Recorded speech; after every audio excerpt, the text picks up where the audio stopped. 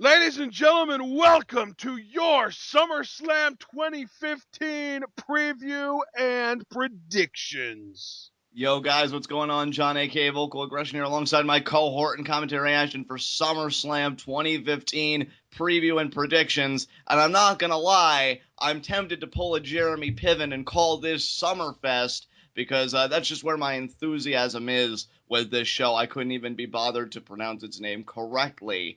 That said, though, there are some intriguing matches on this card, some discussions that I think going to be very exciting to be had between myself and my cohort and commentary here. Ashton has this peculiar effect that whenever we get done discussing matches, he always amps up my hype, my anticipation for a pay-per-view. So maybe he can work his magic for SummerSlam here, because I'm just going to be brutally honest with you, partner. I think this show needs it for me personally. Yeah, don't you dare put that on me, because I'm not trying to shoulder the burden of doing that for this show. It doesn't excite me either. Dude, it's crazy, right? It's crazy that you and I are talking like this about SummerSlam for two reasons. One, on the WWE side, they always tout this as like one of the big four. Hell, they have a main event on here that they say is too big for WrestleMania. So, by that association, you could say for this particular year that SummerSlam is going to be bigger, or at least they feel it's bigger, than WrestleMania 31. I mean, it is a 4 freaking hour show with 10 matches set for the card. The card, in terms of quantity of matches, is stacked. And I think the really disappointing thing is anybody who has been listening to my commentaries for a while, even if you were listening to me, before TwitWow, you know that summertime is one of my favorite times as a wrestling fan, because I feel like really exciting angles happen, pay-per-views are lively, and I love SummerSlam. I think it's a great pay-per-view. This year, though, I just can't muster up the excitement, and it really is sad, because I'm like, damn, you come out with guns blazing, 4-hour show, two big main event matches, at least, again, on paper, big main event matches. And I'm just sitting here like, so when's NXT TakeOver Brooklyn? It's crazy, man. That being said, though, we do need to kind of get into the show. Let's talk about it a little bit. Before we discuss the match card itself, let's kind of address the elephant in the room. Jon Stewart, special guest host. What do you think, John? I love it. I do too. I think it's so smart because the presses are still hot talking about his retirement. He had his last episode recently. Very well done. So his stock, Jon Stewart's stock, I think is at an all-time high. And knowing that this is the first immediate thing, that he does after retirement, I think is so cool. He's known to be a huge wrestling fan. I enjoyed his interaction with Seth Rollins on that one Raw. The idea that he actually listed off guys we both did. We both, yeah. We were constantly praising that when we were talking about it in the TweetWell review. I feel like once he got into a groove, he was really cutting a legitimate promo. Yeah. And knowing that he could be like a host and interact with these guys, I hope he has an interaction with Rollins before the champion versus champion matchup. So I think that would be really awesome, especially for continuity. Yeah, I feel like WWE would be foolish not to do a segment like that. I think they will, though. That is one place where I will put my trust in WWE. But yeah, just to kind of sum it up, I love it. I think it's a brilliant move and just way to capitalize on, having your finger on the pulse of current events. So I'll tip my hat to WWE for that one. Yeah. I mean, that's kind of the same way I feel. I think that Jon Stewart is probably one of the best decisions that they made for this show. And not only that, but we're also getting ESPN coverage, which is just an anomaly. Oh, absolutely. I feel like when you have a Jon Stewart and when you have an entity like Brock Lesnar, it does come with a certain amount of perks, and that's the additional media coverage, especially on ESPN. Because, that is a sports network. And, WWE, we say it all the time. I know sometimes we can make the mistake and call it a sport, but, it really is sports entertainment, which there is a difference. So I think it's cool that ESPN, of all places, gives SummerSlam that kind of coverage, especially with Jonathan Coachman, based in there. And that's, I guess, going to be their feed, Jonathan Coachman talking to him, which is so cool because I love the coach. So, yeah, in terms of the people at SummerSlam, that's exciting. I'm going to enjoy that. But yeah, that may be where the buck stops. I don't know. Yeah, as far as the buck itself, let's get into the card. Yeah, man, let's do this. All right, there are a lot of just regular singles matches in this. There are 4 singles matches in this with no implications whatsoever. 2 tag team matches with no implications whatsoever. and then a 3-team Divas elimination match with no implications whatsoever. So, let's start with the match that nobody wants to see, Randy Orton versus Sheamus. You know, this is a weird one for me to call, Ashton, because to me, my immediate impulse says Sheamus gets his win back from Battleground. He beats Orton, and he kind of has that little bit of momentum at the biggest party of the summer, as SummerSlam is so affectionately known. However, given the history of Money in the Bank holders and the idea that it is Randy Orton, and you did pick Sheamus on the last show, trying to throw the Money in the Bank curse out the window, and now I think you know better. Do I though? Because I'm still torn. I'm picking Orton. I'm picking Orton to win. You're picking Orton. You know what? Screw it. I make a fool of myself enough as it is. I'm saying Sheamus gets his win back. I don't know. Thank Orton God. winning 2 straight. But he has done it before. Exactly, and that's he's beaten, the thing. He's beaten CM Punk in like 3 straight matches. Like there have been feuds where Orton just dominates. Christian, good God, poor Christian. But Sheamus, he's gonna get his win back, but he's gonna have to cheat to do it, I believe. And you know what else too? Orton pinned Sheamus in that tag match on Raw. Sheamus has got to get something back, I think. I would have to think. But he is the Money in the Bank holder, and WWE has a tendency of not giving Money in the Bank holders anything back, even when they think they need it. Yeah, you know what? I'm gonna go Sheamus. But I have a question for you, Ashton, before we move on to this matchup. Where do you think this is going to be on the card, and do you think that could have any implications for whether Sheamus cashes in tonight or not? I think it would be a horrible, horrible, horrible mistake to put this on as the curtain jerker like they did the last show. I think it only worked for the last show because it was Orton had the home field advantage. Yeah, because it was in St. Louis. Yeah. But you never know. WWE, I don't know, man. I have this weird feeling that they're going to try and do it again, and it's going to get booed out of the building. I have that same feeling. I think realistically it should just be somewhere in the middle of the card. I mean, if we're being completely forward thinking and trying to really project how this match is going to be received, this should be the piss break match that happens between the 2 main events. I would agree with that, actually. Yeah. It's actually nice giving this match that title instead of the women's match that we have on this card, which we will get to later. Right. But yeah, I just wanted to get your thoughts on that because that briefcase, man, it's always on everybody's mind, and I just wanted to know what you thought. I'm inclined to agree with you. I just think with Sheamus's movie schedule and everything that will be coming up, they're going to hold off on him cashing in for a while, and it's not like there hasn't been a precedent established for that, so I don't think they're going to have any kind of itching trigger finger. I would say middle of the card as well, and I'll just say right now, no cash in. I'm not thinking there's going to be a cash in. Oh, interesting. Okay, yeah. So yeah, I'm picking Orton to win that, and you're picking Sheamus. So immediately, first match, and we disagree.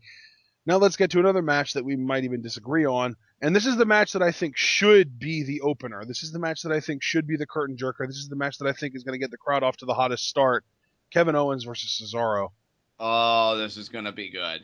Yeah. This is going to be, you give these guys 15, 20 minutes for an opener. Yeah, they'll get the crowd nice and warmed up for all the proceeding acts on this card. I've enjoyed the story, for what's been going on here. They're both, really great wrestlers. And I think the story here is, well, I've had a more successful career than you've had, and I'm just playing better than you. It's one of those kinds of A to B to C storylines. And, those are the storylines I like best. You don't have to get overly complex with your storytelling. That said, see, it's so weird. It's so weird because I don't know where Kevin Owens is going to be after this. I'm sure you've read the same reports I have, Ashton, that, main roster execs, there are some that are really, really high on Kevin Owens, and then there are others that, because of his look or whatever, they want to push him, but they've got that reservation. You know what I mean? Now, I know what you mean, but I haven't read said reports. I generally, honestly, I don't read dirt sheets, so any kind of information that I get that sounds like it might come from dirt sheets is from Reddit. But see, I don't want to put any stock in that because I feel like Owens has more than proved his worth on the main roster. Yeah. At the same time, Cesaro, he hasn't really gotten a big win lately. The last really big win I remember him getting was him pinning Rusev on a SmackDown, and they made a big deal out of it because he was the second man to pin Rusev clean behind John Cena. Wasn't that just a couple weeks ago, though? That wasn't that long ago. I guess it wasn't that long ago, but it feels like a while ago at this point. to me. I'd have to go back and find a timestamp. But my point being, this one's really kind of a toss-up for me because I think both guys could benefit from the win, and I have a tough time deciding who needs it more. So I think whenever I'm in that position, my instinct is usually to go with the heel. So I'm going to say Kevin Owens wins this match. Okay, and I agree with you. And it's so funny because I think that Kevin Owens and Randy Orton are going to end up in a program after this. Which would be amazing. I mean, they did have those slight interactions, so to turn it into a full-blown program, I would not be opposed. Yeah, and the only reason I say it's funny is because you're picking Sheamus to win the match, so that would kind of knock Orton out of contention, and I feel like Owens and Orton are going to have a number one contender feud. Interesting. Yeah. So you agree with me, though, Kevin Owens. Yeah, I do agree with that for sure, just for different reasons, I guess. Right. All right, then. Okay, now let's talk about the third completely irrelevant, nobody gives a crap tag team or singles match: Dolph Ziggler versus Rusev. See, and I know one of these predictions has to be wrong because this is the third match we're talking about, and I've gone for heels for both, the preceding matches. Owens, Cesaro, and then Sheamus, Orton. I'm tempted to go with the heel yet again because I can't really see Dolph getting the win here, because I feel like it would be better for the heels to triumph and then the babyfaces try to rally, and then I guess that leads to Lana finally getting in the ring for the ultimate comeuppance, that Lana can take part. I think it would make more sense if... oh, no, yeah, you're right. I think it would make the most sense if Rusev would win this. I agree with you. If Rusev would win this, and then that would make Lana want to kind of get in there and help Ziggler. Right. I'm kind of torn though, because that would make the most sense to us, but does that really seem like something WWE would do? See, on the flip side, Ashton, I feel like the strongest argument for Ziggler going over is he just got back. Yeah. And I think that they're going to want to reestablish him in a big way. Exactly. That's my thought exactly, dude. So I'm torn. Do we care more about reestablishing Dolph or getting the heel his heat? See, and the difference between you and me is I'm not kind of handcuffed by the heels right now. I've picked one face and one heel to win. Right. So you're balanced right now. Yeah. I think you know what? I think I'm going to just go with Ziggler, just based on the fact that I feel like the WWE is kind of more concerned about making these guys look even than necessarily telling a comprehensive story. Yeah, you know what? I'm inclined to agree with you. I am torn, but I think I'm going to defer to you. I'm going to say Ziggler as well. Oh, you should never defer to me. You know what though? But you make a lot of sense though. That's the thing. I'm thinking, Ziggler will pull out the win here. Okay. All right. Let's move on then. Up next, let's talk about the Stephen Amell match. He's teaming up with Neville to take on the team of Stardust and King Barrett. And is there any doubt in anyone's mind that Amell and Neville are winning this? Absolutely not. I'm not even that crazy, and I'm the one that picked Sasha Banks to retain tonight at TakeOver. So yeah, this is gonna be a fun matchup. I think it's really, I don't know if it's sad or a testament to when effort is put into something, that this matchup I feel like is one of the better built matches of SummerSlam. Because I love, the storytelling. I mean, I don't know if it's sad or not, but I do completely agree with you. Yeah, I mean, I love the, the storytelling with the comic panels and the whole hero vibe and capitalizing on Arrow's popularity, which must be great for the, CW network and Stephen Amell. So I'm really happy for all parties involved. I could easily conceive of Stephen Amell pinning Stardust. My question is, and I know a lot of people have been speculating this, after falling to the hero, I think that's going to be some kind of character progression for Stardust. Not saying he's going to revert back to Cody Rhodes. I think a lot of people are quick to jump to that gun, and I've even done it.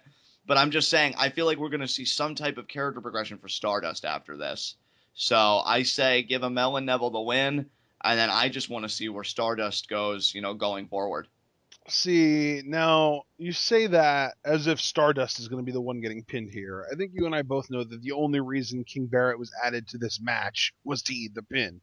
So you really don't feel like Amell is going to pin Stardust, given that the antagonism really seems to be between those guys? I highly doubt it. If it happens, I will be very surprised. See, and that's interesting to me that you'd be very surprised, because I almost looked at it as a foregone conclusion. I mean, you're certainly right. right? That Barrett, has just been doing terrible lately. We were having a conversation about it today before we recorded.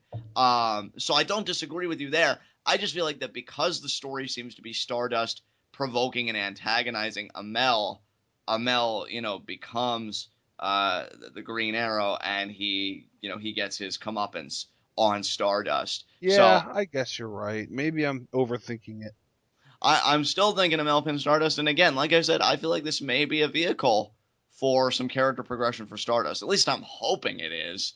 Um, but we'll see. So yeah, Mel and Neville with the win, certainly. I just think you and I are disagreement maybe who's eating the pin, like the winning combination, and so to speak. Yeah. All right. Well, I mean, I could see it going either way now that I think about it, because if he pins Barrett, it doesn't really solve anything, does it? No, I don't think so. Yeah. So you're probably right. He's probably going to pin Stardust, but maybe that'll lead to Stardust being subservient to the new King of the Cosmos. Maybe. I mean, who knows? I feel like a I shift is coming seriously for think sure. that this team of Stardust and Barrett is going to last. You know what? I got that kind of vibe too with the whole promo, backstage vignette they did On this Raw. past Monday. Yeah. Cosmic King and then Stardust. I mean, I guess I can get behind it. I mean, Barrett's got nothing else going on. Yeah. So, what the hell else is he going to do? And really, let's be honest here. I'm really happy for Cody Rhodes that he's doing this because I know what a comic book fan he is and how big he is into superheroes. So he's got to feel like a little kid doing this. And I'm really happy for him for that. But other than that, he really hasn't had much going on either. So this may be the best thing for them until either one of them has some kind of character progression. So Yeah. we'll see. I agree. And let's be honest, we need tag teams anyway. We do. Yeah, there is a dearth of them in the division right now. So yeah, I'm not going to argue that point. Okay, so now we can move on to our other irrelevant tag team match: Bray Wyatt and Luke Harper versus Dean Ambrose and Roman Reigns. I I'd love to know how the WWE convinces themselves that it's a great idea to have a 10-match card on which only about 4 matches actually mean anything. and it really did surprise me looking over this card physically how many tag team matches are on this card. Well, Like, I mean, technically there's only 2 pure tag team matches. But then you yeah. have a fatal 4-way tag team match, and then you have the triple threat trios match as well. So, I mean, there are variations of a tag team matchup, though. That's what I'm saying. Like, I Right. agree with you. Pure tag team matchup, there's only two. But then when you take the variations into account, holy crap, it's really bulking up the card. Um, I can understand why you'd call it irrelevant. I think the only relevancy here is a turn going to go down because a Yeah. lot of people have been noting like Ambrose and Reigns, they really talk up their brotherhood and their friendship. Ambrose talked about it a lot on commentary, saying, "Oh, we're so much closer than the Wyatts." Luke Harper, he's subservient to Bray, but Bray won't, do anything for Luke Harper. But we're brothers. We have each other's backs, and I'm like, this seems familiar. I mean, you and I collectively have been watching wrestling for multiple decades now, and I feel like we've seen a story like this before where something really gets talked up and then the traitor is revealed. I think the question is who is the traitor? Because I'll tell you right now, I see Bray Wyatt and Luke Harper getting the win. Because my Yes. because my thing is, and I know I've heard some people say the argument that I kind of used for Sheamus in the opening match, so I understand it. This isn't me being critical, but they say, oh, Roman Reigns needs to get his win back. Not necessarily if this program is going to go on for a year, like has been rumored. Yeah. And I feel like if it's going to go on for a year, like has been rumored, and I'm starting to buy more and more into it with where this story is going, you really want to create the biggest possible mountain for the babyface to overcome. So you feel like it's not getting tedious or repetitive. So you know, that's the difficulty here. I mean, it's not difficult to say that Luke Harper and Bray Wyatt are going to win. That to me is a lock for me mentally. Who is going to be the villain if I feel like one's going to emerge? So I guess while I'm thinking about that, I'll pass the ball to you. Do you think we're going to get a heel turn in this match? I do, but John, it's funny because you say, I feel like you kind of gave yourself the answer there. You say that these guys are going to be, and when I refer to these guys, I'm talking about Bray and Reigns are going to be feuding for going on a year. Well, how the hell is that going to happen if Reigns is the one to turn heel? And I see what you're saying, but I mean, I saw the the thread on Pletov, one that you commented on. I wish I could know who the original poster was. Where they said, the more I think about it, the more I think Reigns is going to be the one to have a turn. I think it might have been Oliver. Oliver? Yeah, and I'm like, damn, because we all thought Dean was going to turn heel the first time, and it was sad. And now we're thinking it again, and one of it's Roman. So I'm kind of psyching myself out. But you are right. You are right. I mean, just shooting straight and using common sense. Yeah, Dean would have to be the one to turn here. And honestly, I mean, not to branch off into a separate discussion entirely, but I think Dean desperately needs a heel turn. I mean, fans do love him, but I feel like he's stuck in a certain gear as a babyface. I think he'll regain a lot of mobility if he's a heel and he's really able to tap into that mic capability that you and I both know he possesses. It is Oliver, by the way. It was Oliver that said it first. All right, so I'm thinking. I can't believe I remembered that. Yeah, that's so impressive by you. Look at you. Photographic memory, though.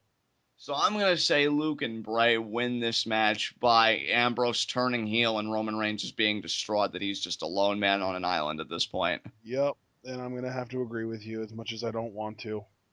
Yeah, I mean, I feel like it's not going to be the worst thing in the world. I mean, really the only bad aftertaste, if you look at it that way, is that, yeah, this program is going to continue, and yeah, it does still have it. And then there's also the fact that Dean Ambrose will no longer be a super over babyface selling more merch than anyone. That is true. That is true. I just think it sucks because he's moving merch and he's ridiculously over, but he just seems to be stuck in this certain gear card wise. That's not his fault though, John. It's not. Yeah, that's entirely on the bookers. Right? Yeah, please understand. Like when I air gripes, 9 times out of 10, it's never on the performers. I think you and I understand that it is the system. I mean, yeah, that's perfectly understandable. But you did say that it's the way that you worded it. It made it seem like it was his fault for being stuck in mid card hell. And I can understand that, but I feel like if they're not going to tap into him being a good babyface, maybe they see more potential with him as a heel. I mean, you and I have talked in the past, before this face turn kind of exploded, what a brilliant heel we feel like he could make. This may be the time. Not to mention, I mean, we've already established WWE doesn't want to make new stars. That is true.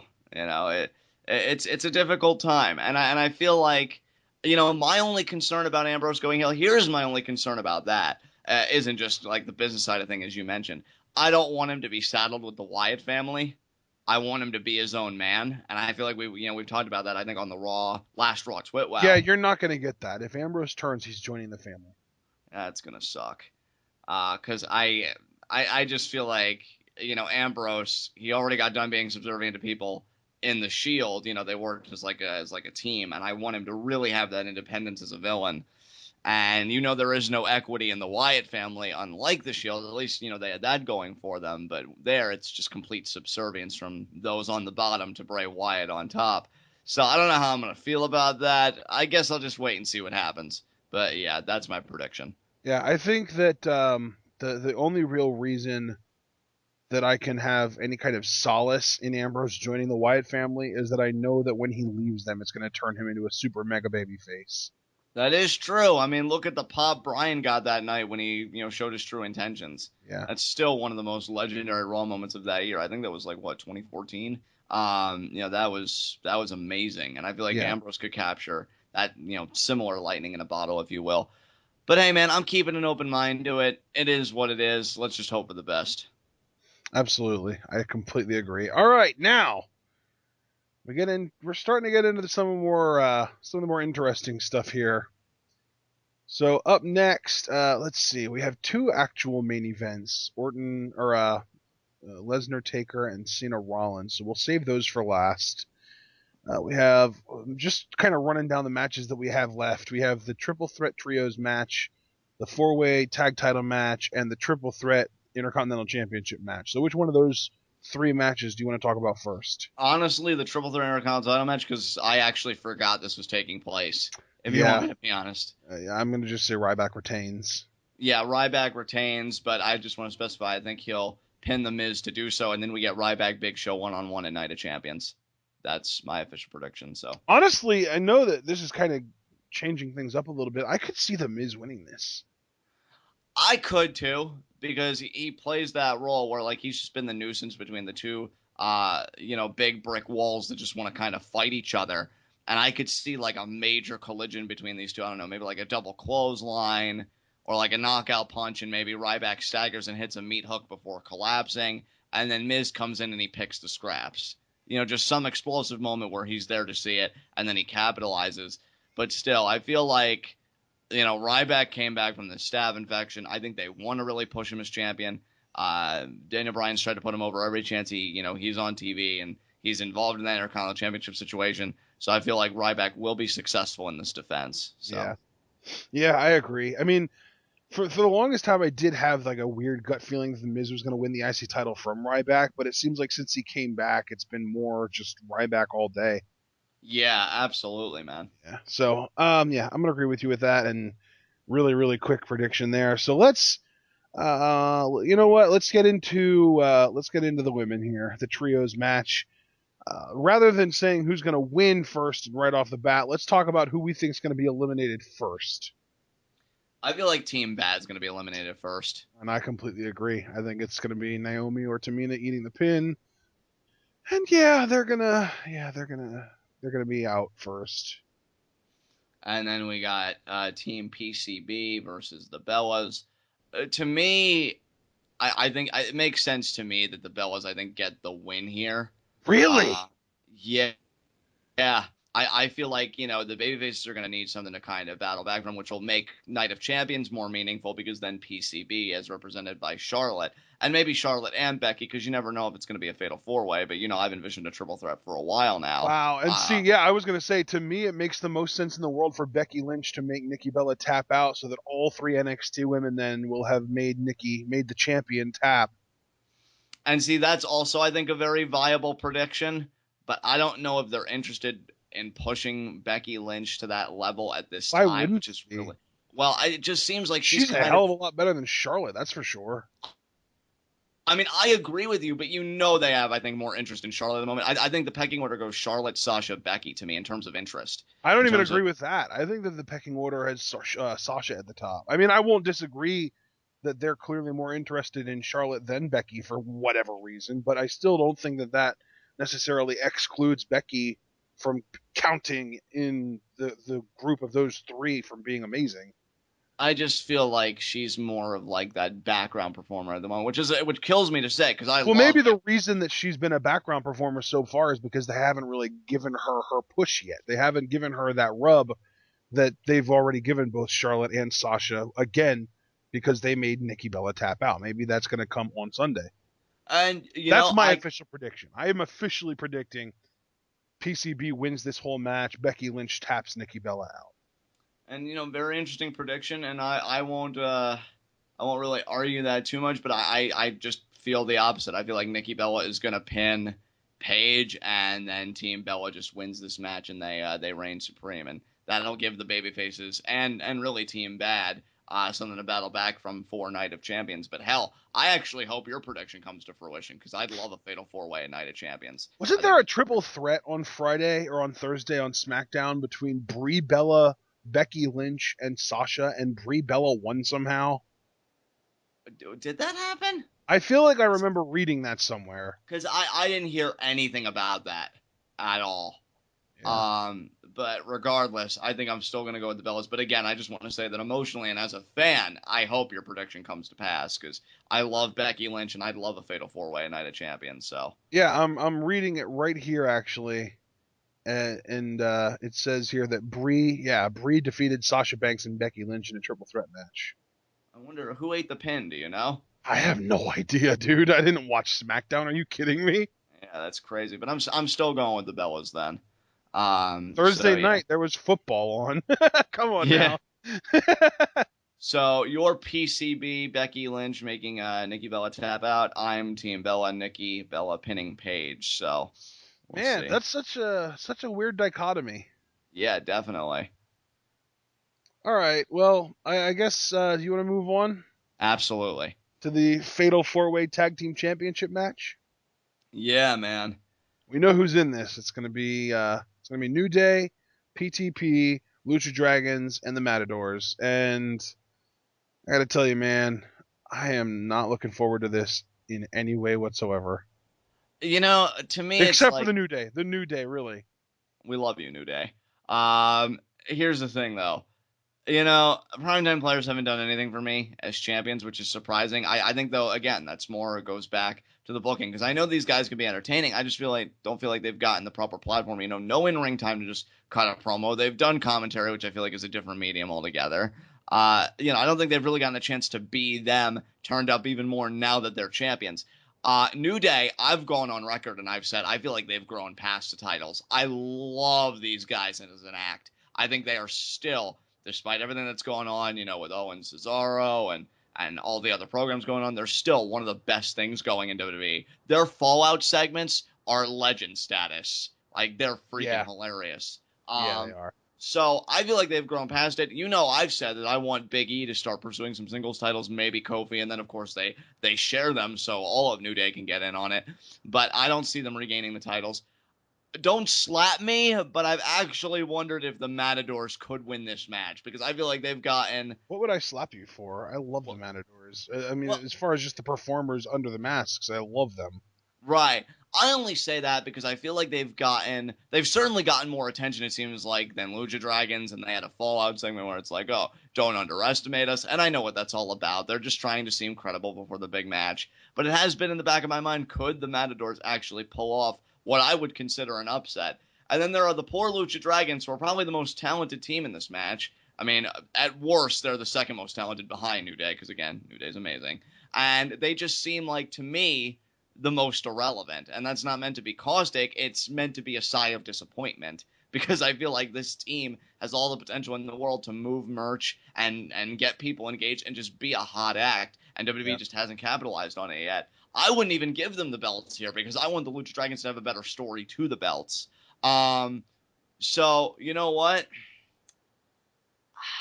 I'm gonna go PTP retaining, man, but I gotta tell you, I was slightly torn thinking about them and the Matadors because I feel like New Day is just so beyond those belts, however they are, and Lucha Dragons are pretty much facing the exact opposite problem, actually. So to me, it came down to PTP and the Matadors, and I'm going PTP. Yeah, wow. So you think they're going to retain? Yeah, man. Man. All right. Well, before I put out my official prediction, I just wanted to kind of let everybody know I did a little bit of research while John was talking about his prediction. Brie Bella pinned Becky Lynch via grabbing the tights. Okay. So All right. everyone was protected. It was good. That being said, though, I got to tell you, man, I I want to agree with you. I want to be like, yeah, primetime players, they're keeping the titles, but they've just gotten less and less reactions since they've had the titles. Yeah, man. Yeah, I So completely my agree. official prediction is I'm picking the New Day to win.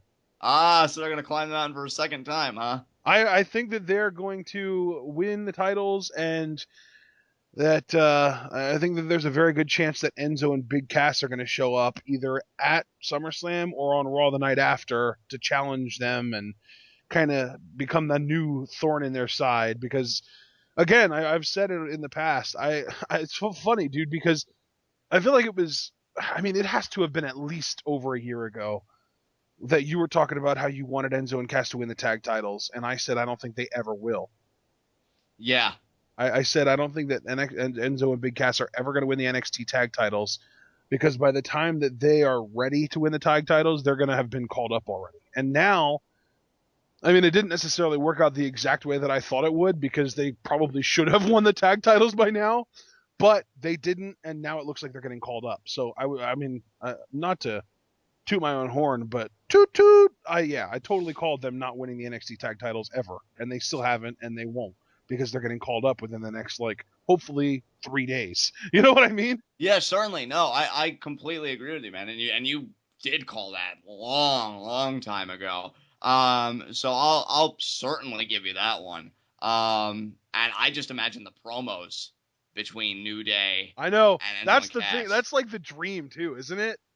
Oh my God, Just dude. Enzo and Big Cass coming out talking about how freaking you're out here pumping iron like you're Arnold. More like, hey Arnold, you never should have left your stoop. Exactly. And then And then Xavier. New Day just come back with the power of positivity and just constantly being obnoxiously optimistic to the point that it's just crass and sarcastic and obnoxious, and I love it. And what I love best is, Xavier Woods being the kind of guy that he is with the stuff that he's into, he'd have the perfect retort to that Hey Arnold reference. And I'm just like, oh my God. He'd probably take it so seriously, too. He'd be like, hey, man, Scoop Kid had psychological issues. Don't you put that evil on us. That's exactly what New Day would do. Look, as a fan, I will say this. As a fan, you go with Ashton's booking. You put the titles back on New Day. You call up Enzo and Cass.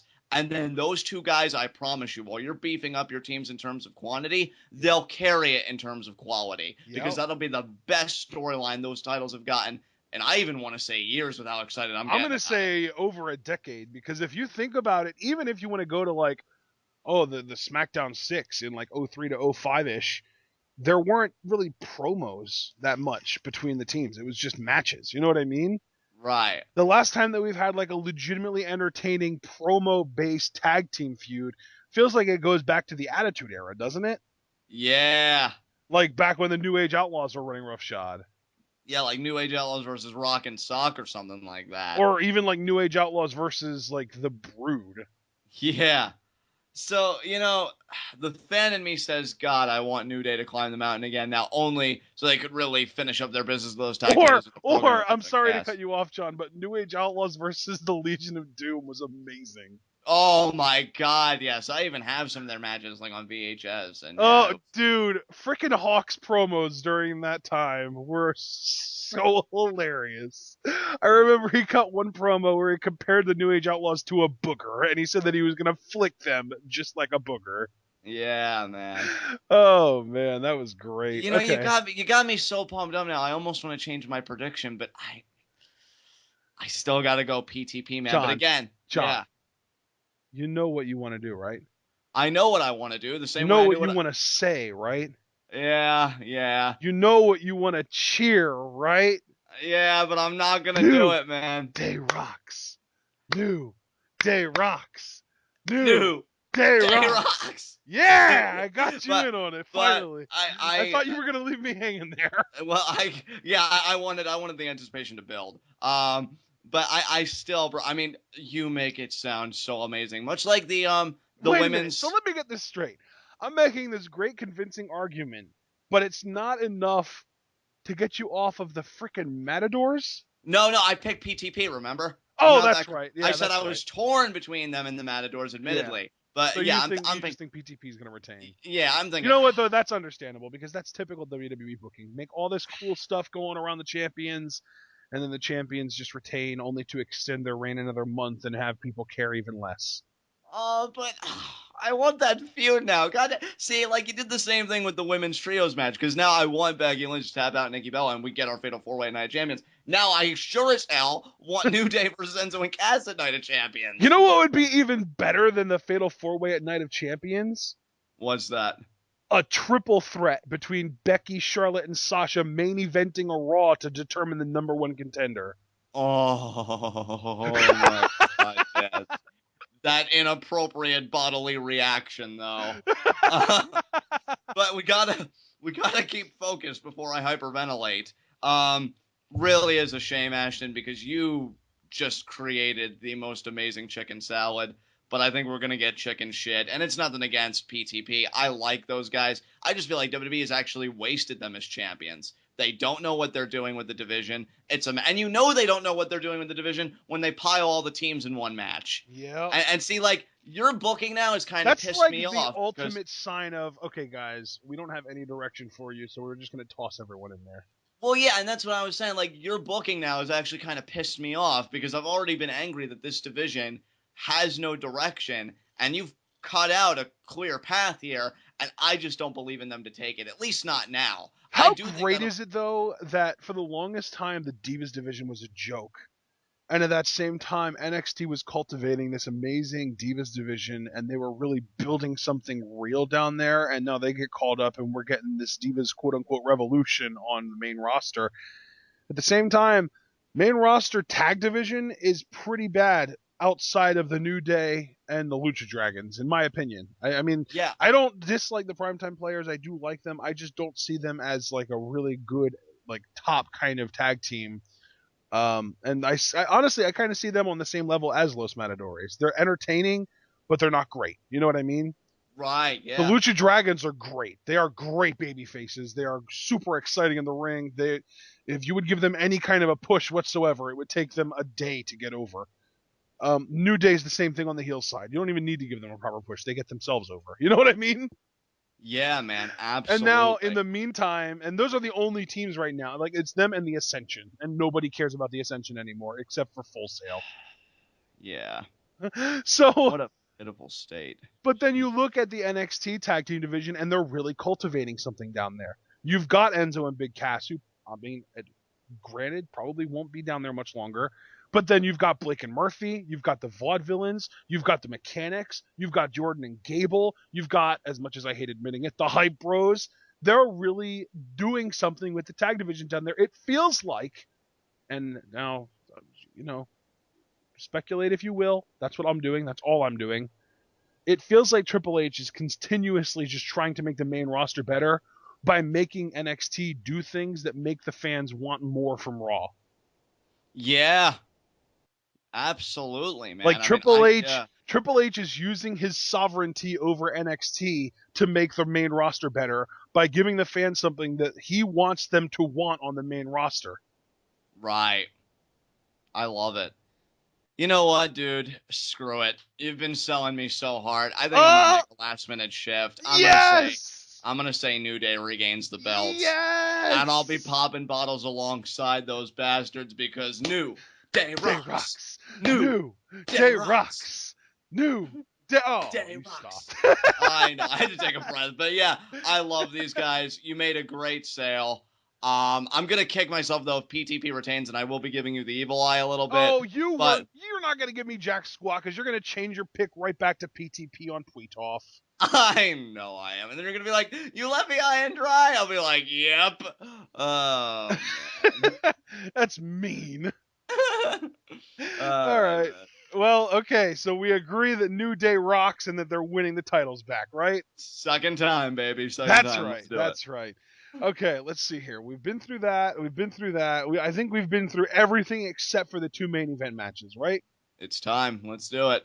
Do we want to talk about the one that WWE sees as the main event first, or the one that we see as the main event first? I want to talk about the one that WWE sees as the main event because I know you and I are really apathetic to that, and I think at least you and I don't want to speak for you, but have some interest in the other main event. Yeah. So, okay, so let's talk about Lesnar Taker then. You know what? I'm gonna be cut and dry with it. I feel like this is gonna be Kane's return, and Undertaker wins. Yeah. And you've been pretty out about your prediction as well, so I think you and I are actually in agreement on this one. We are. Maybe not the method per se, but definitely the outcome. Well, my entire thing is the Undertaker is going to win by cheating, and if Kane gets involved, that's cheating, so it still counts. Yeah, that's pretty cheaty. It's I just don't really. That's the whole thing. Like the Undertaker has to win this, but they can't let him win clean because it would make Lesnar look not necessarily like a joke, but it would make him look human, and we don't want Lesnar to look human. So the Undertaker's going to cheat, whether it's multiple low blows or a Kane interference or whatever. The Undertaker is winning this match, but not in a clean way. Yeah, I just really hope because the way I would book it, if it has to go down, and guys, I think you know well enough by now how me and Ashton feel about this match. I can appreciate, I guess, certain elements of it from a storytelling perspective, but it's just not enough to pull me in at all. I'm hoping that if Kane does interfere, maybe he does a few chair shots, a choke slam or two, Lesnar still kicks out, and then Taker, I don't know, has to do like a tombstone on a chair or something. Just really make it seem like, wow, you had to really give everything and then some to put the beast down. Because yeah, I was even thinking, like, how cool would it be if, because of Brock's MMA background, like Undertaker locked in the Gogo Plata and tried to get Lesnar to tap out, but he just refuses to tap out. And eventually it just leads to like something like you said, where Taker just like tombstone onto like the steel steps or something crazy like that. And then he just kind of drags Lesnar's lifeless body back in the ring and gets him that way. And I really want to emphasize this because, I don't want to sound speaking of steel steps and speaking of chairs and that kind of stuff, how is this not a no DQ match? I don't know, dude. Better yet, how is this not a Hell in a Cell match? How is this Isn't just that not? supposed to be like the Undertaker's playground? I mean, well, first of all, yes. Second of all, I feel like the really general question here, to both of your points, is given the brawl that they had on that one episode of Raw, False where count. well, yeah, or just something like that. My point being, like Lesnar said, "I'll kill you," and then Taker saying, "You're gonna have to." Yeah. Why would you make this a normal match? Right? With that kind of animosity, it makes no sense. No sense. We've literally got a pay-per-view for Hell in a Cell, and that yet you can't make this some kind of a special match when it makes the most sense. Like WWE has sacrificed all of their storytelling abilities for the sake of gimmicks. And it's a shame because I think they're relying on the name value alone to put butts in seats, and they will. I mean, that's where I'm Well, and kind of that's the jaded thing because too. I feel they like will. isn't the Hell in a Cell pay-per-view like 2 or 3 pay-per-views from this? Yeah, it's in October, Yeah, so it it's should be like so it's not even 2 months. Well, not even 2 full months away. And right. I feel like that's probably why this wasn't a Hell in a Cell match, because they're probably saving that Hell in a Cell stipulation for the pay per view, which is just the dumbest thing because it makes more sense for it to be now. Right. This now tell me, John, if you could pick any stipulation for this, can you think of anything that would be better than a Hell in a Cell for this match? No, I couldn't. With the animosity that Taker feels and with him actually going heel, and Yeah. if you really want to do the last ride tour right, one last Hell in a Cell match against Brock Lesnar. I think the only reason I'm glad they're not doing that is because, I mean, they did have a Hell in a Cell match back in No Mercy of '02, and that I think is one Yeah, of the best Hell in a Cell matches I've ever seen. but So 13 years ago. I know, but a lot of fans, and there would even be a part of me that would be the same way, would be like, man, they're just desecrating a once great match they had by trying to do it again. And like, there are going to be fans like that. But I do Did agree with anyone you say that ultimately, though. about Triple H and Taker when they had their Hell in a Cell match at WrestleMania a few years ago? I don't think so. But I don't think they ever had a Hell in a Cell match together prior to that, though. Wait, That's my really? point. No, I don't think they ever did.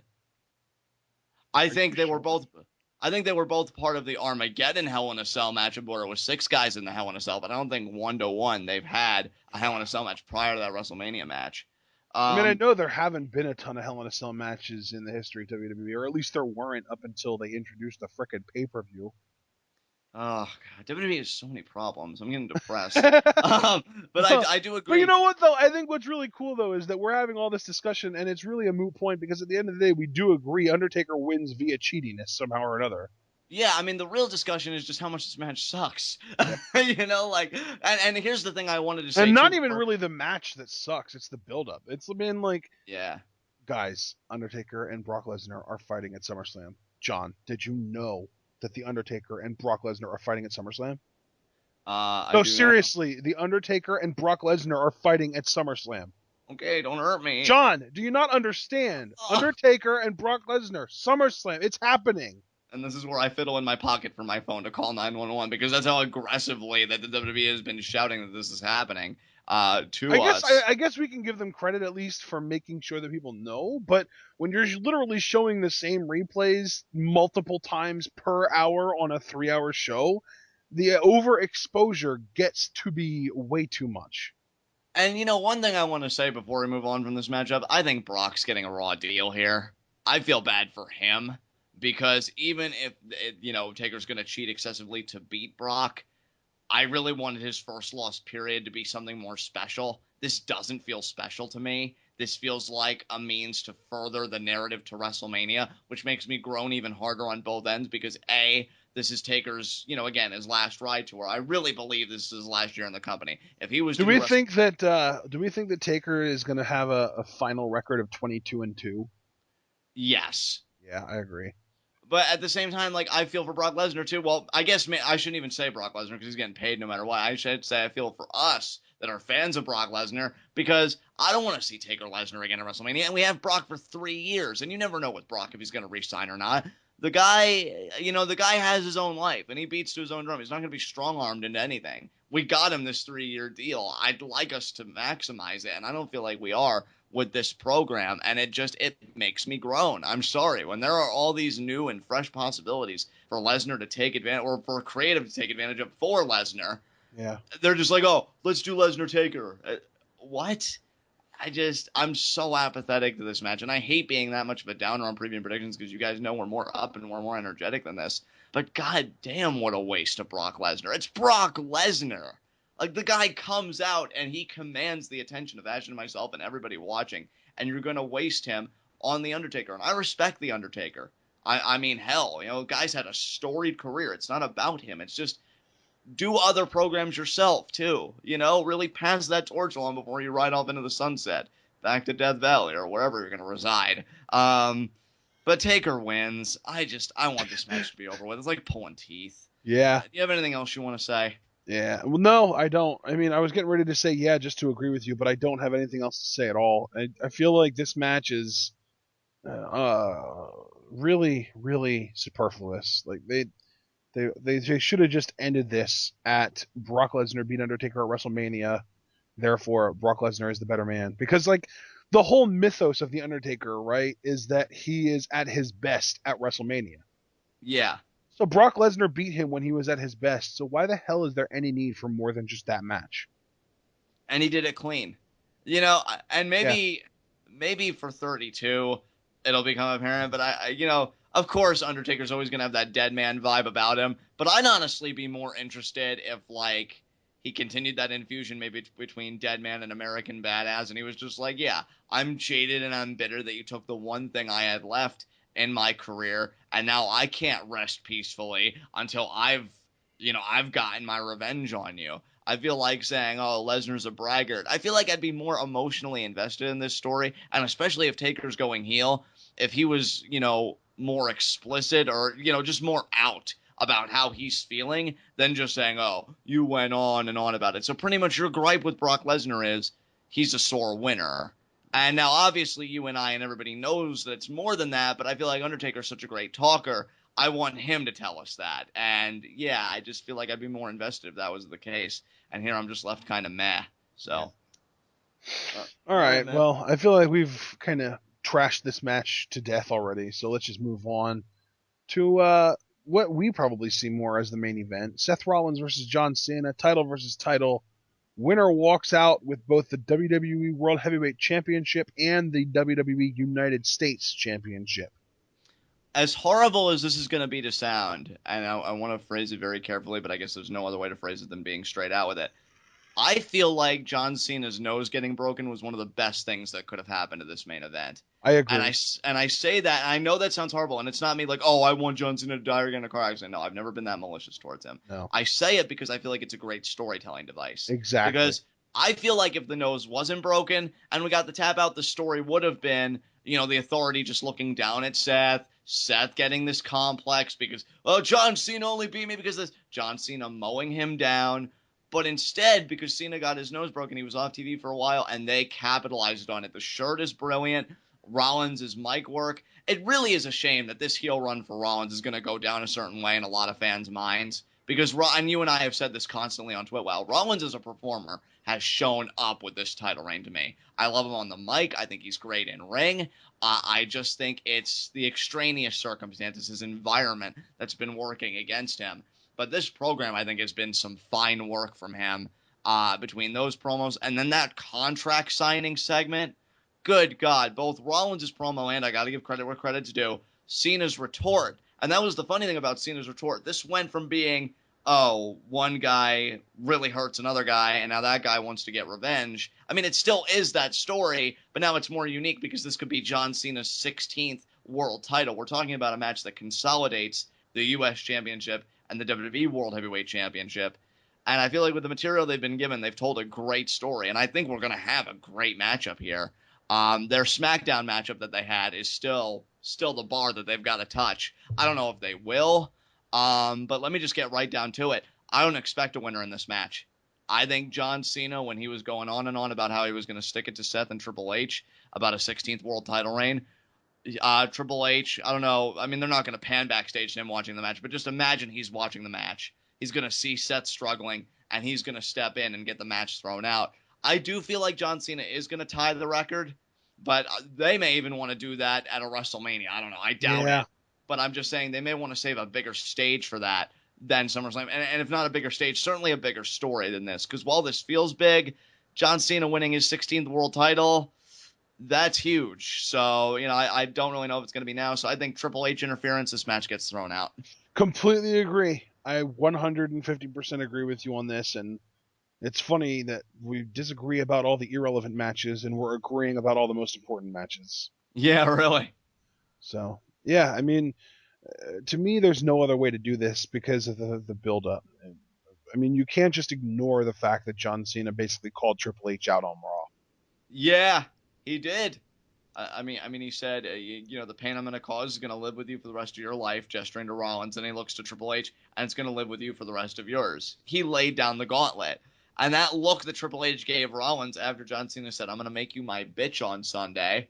Yeah, that's the look that says, Seth, don't shit the bed on this one. And guess what? That's exactly what Seth's going to do because that's his character, but Triple H will be there to clean up the mess. Yeah, and to me, I was even going to say, like, to me, that wasn't necessarily Triple H telling Seth not to shit to bed. It was him telling Seth that if he doesn't get this done on his own, he's not going to be too ashamed to help him. Exactly. Like, listen, Seth, if you don't want to look like, if you don't want to perpetuate this idea that I'm your father figure, win this match. Because if you don't, I'm helping you, and you're not losing that championship to him. Right. So let me just ask you, because you said during the opening when I came out and I said I didn't see like a cash in coming. You said, oh, you found that a bit surprising. Did you disagree with that point, or are we in agreement that just no cash? Oh no, we agree. I just feel like everyone and their mother is picking. I was just surprised because I thought that I was the only person on the planet that didn't think Sheamus was cashing in tonight. Oh, okay, yeah, he's not cashing in tonight. I feel like there's so much going on here. Well, and not only is there a lot going on, but people keep on forgetting about TMNT 2 coming out next. And you and I haven't, and that's why I've been very cautious about saying like when he's going to cash in, because I don't even know when filming's supposed to wrap up for that. For Sheamus personally, has already, honestly. Yeah, it may have. Because I can't. It's probably just in post-production at this point. Right. And even if it's not, I can't imagine Sheamus having like this huge role in the movie. It shouldn't take him that long to film his scenes. But yeah, he's not cashing in tonight. And again, this match gets thrown out. The thing is, though, like, does Cena get his comeuppance at Night of Champions? Like, how do we do this? I don't know. He's not going after Seth Rollins after this. He's going after Triple H after this. Ooh, so could we potentially get John Cena versus Triple H for the U.S. title with how much he's raised the stock of the U.S. title? God, no. The U.S. title would not be on the line. Although, you know what? They might put it on the line just for shits and gigs, because it doesn't matter. Triple H isn't winning the match anyway. I could just picture Triple H just in his suit on the phone going over something with NXT, thinking about his U.S. title match, and he's like, no, John has to go over. And then his golden shovel that everybody talks about, just whispering to him like, oh, come on, Hunter. You know you have one more run left in you. And then he seizes it, the tux comes off, and he's like, I'm God! And then, he just wins the U.S. championship. So, but I don't think he's ever held the U.S. title before either. Yeah, oh my God. Triple H needs to be a Grand Slam champion, people! Oh, man, the Corporation 2.0, WWE World Heavyweight title and the U.S. title. Stephanie Quick pin Nikki Bella after she's broken the record and win the Divas Championship. Oh, but Hunter, man. I thought we were saving that for one of the NXT girls. Screw him, it doesn't mean anything anymore. I'm the game! And then... Oh, my God. Sad but true. And then everybody at Full Sail's like, but wait, I thought you were on our side. I thought you were like Nega Kevin Dunn. And then he's just like, not anymore. And then, yeah, all that crazy shit. But I am the cerebral assassin. Oh, man. But, yeah, I mean, I'm just glad we both agree. Madge gets thrown out. I don't know what Night of Champions will hold, both for Seth and John Cena, because it's very intriguing. Because with this match getting thrown out, Cena's still going to be U.S. champion and Rollins is going to be WWE World Heavyweight champion. And why on a show called Night of Champions would you not take advantage of that and have two separate matches, for the belts? So I am thinking that's where they're going to go. I'm just wondering who Seth's contender is going to be. So I guess we'll find out about that. But yeah, Triple H interferes and keeps Seth alive for another day.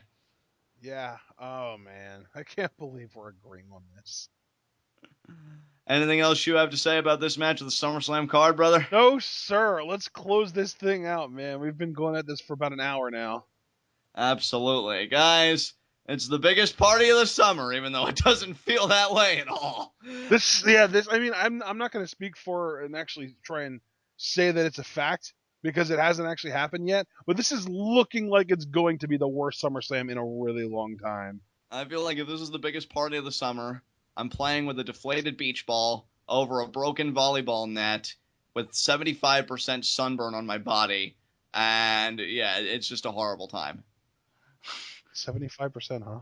Yeah, 75. It's excruciating, man. I can't even reach my back. And the meat was undercooked, so they can't even barbecue right. It's just, ugh. Man, so the meat was undercooked and your body is overcooked. Exactly. Like, what the hell, man? Jesus. Why can't anything be appropriately cooked in this hypothetical world of yours? I know. I don't know. But yeah.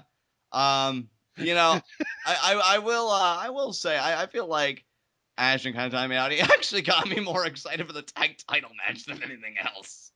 You know why? Because New Day Rocks. New Day Rocks. New Day Rocks. Yeah. Get a zoologist. I love these guys so much. Somebody call a zoologist. Somebody call a zoologist.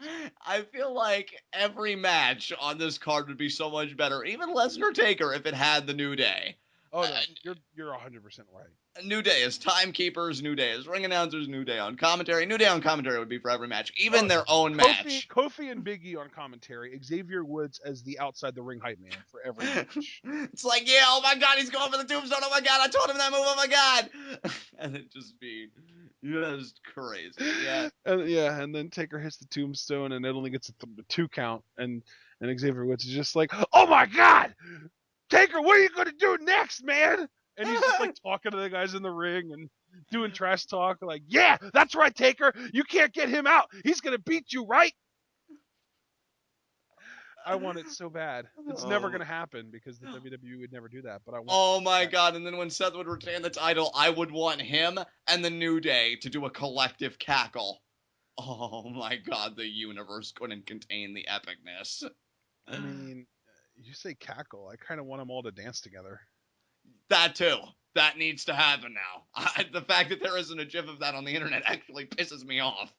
But, let's just all remember, because, you know, Seth's my boy, and I feel bad that he's getting a Raw deal too, a lot like Brock Lesnar. The top 5 WWE World Heavyweight Champions, Seth Rollins, Seth Rollins, Seth Rollins, Seth Rollins, and the undisputed future, Seth Rollins. Ashton, do the cackle. Ha! Ha! Ha! Ha! That is my favorite thing now. It's like that and Adam Cole, baby, and my life's complete. Oh, man. Well, dude, I got nothing else to say. What about Johnny Mundo? Well, I mean, Johnny Mundo as an entity, I mean, my life's complete. I'm talking about things that we do, like Adam Cole, baby, and then your cackle. And I feel like, yeah, it's just complete. But Johnny Mundo sustains the universe, and let nobody forget it. All right. Yeah. Well, guys, this has been fun. I'm going to try and get this up by like 4:30 today. Today being Saturday, because we're recording this a lot earlier than we usually do because of NXT tonight. And we'll see you for our NXT TakeOver Brooklyn live reactions.